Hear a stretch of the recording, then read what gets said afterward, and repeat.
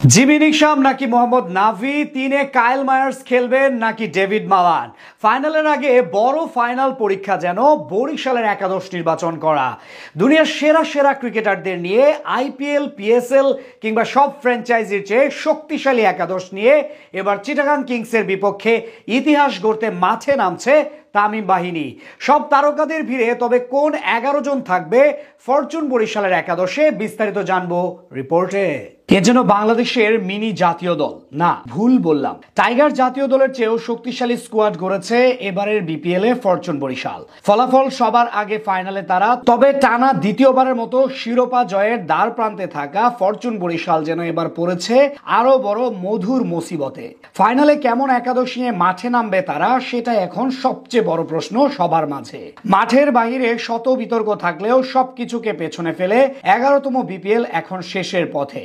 সেখানেই শেষ ম্যাচে চিটাগাং কিংসের বিপক্ষে মাঠে নামবে ফরচুন বরিশাল। আগেই তারকা ঠাসা স্কোয়াড গড়ার পর নতুন করে দলটার সঙ্গে যুক্ত হয়েছেন কিউই অলরাউন্ডার জিমি নিশাম। তাই তাকে জায়গা দিতে বড় রদবদল আসতে পারে ডিফেন্ডিং চ্যাম্পিয়নদের একাদশে। সেক্ষেত্রে দলটার ওপেনিং পজিশনে ভরসার প্রতীক অধিনায়ক তামিম ইকবাল, ব্যাট হাতে বরাবরই বড় ম্যাচের পারফর্মার এই বাহাতি।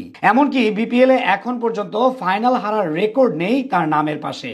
তার সাথে এই পজিশনে জুটি গড়বেন তাওহিদ হৃদয়। বাহাতি ডানহাতি কম্বিনেশন বজায় রাখতে এবার বিপিএল এ ওপেনিং এ খেলছেন হৃদয়। প্রথম দিকে রান না পেলেও সবশেষ ম্যাচে অবশ্য ফর্মে ফেরার পাশাপাশি জিতেছেন ম্যাচ সেরার পুরস্কার। 3 নম্বর পজিশনটা নিয়ে অবশ্য মধুর সমস্যায় পড়তে পারে ফ্র্যাঞ্চাইজিটি, কেননা একই সাথে ডেভিড মালান ও কাইল মায়ার্স আছেন এখানে। তবে গত ম্যাচের পারফরমেন্স বিবেচনা অবশ্য এখানে সুযোগটা পেতে পারেন দলের সেরা ব্যাটার ডেভিড মালান। টুর্নামেন্টে এখন পর্যন্ত প্রায় 80 গড় ও 160 স্ট্রাইক রেটে 315 রান করেছেন এই ব্যাটার। তাই ফাইনালে আলাদা নজর থাকবে তার উপর। তারপরে ব্যাট হাতে আসতে পারেন ক্যারিবীয় দানবীয় ব্যাটার কাইল মায়ার্স। তাছাড়া বল হাতেও তামিম ইকবালের বাজির ঘোড়া হতে পারেন এই ক্রিকেটার। মিডল অর্ডারে সবচেয়ে বড় নাম দেশের ক্রিকেটের দুই কিংবদন্তি মুশফিকুর রহিম ও মাহমুদুল্লাহ রিয়াদ। তাদের কাঁধেও থাকবে বড় দায়িত্ব। তবে দলটার মাথায় বড় চিন্তা জিমি নিশামকে সুযোগ দেওয়া। সেক্ষেত্রে তার জন্য জায়গা হারাতে পারেন আফগান স্পিনার মোহাম্মদ নাভি, কেননা বিদেশি কোটায় বাকি একজন হবেন পাকিস্তানি পেসার মোহাম্মদ আলী, যিনি কিনা বিপিএল এ নিজের প্রথম ম্যাচেই 1 ওভারে 4 উইকেট সহ মোট 5 উইকেট নিয়ে অনন্য কীর্তি গড়েছেন।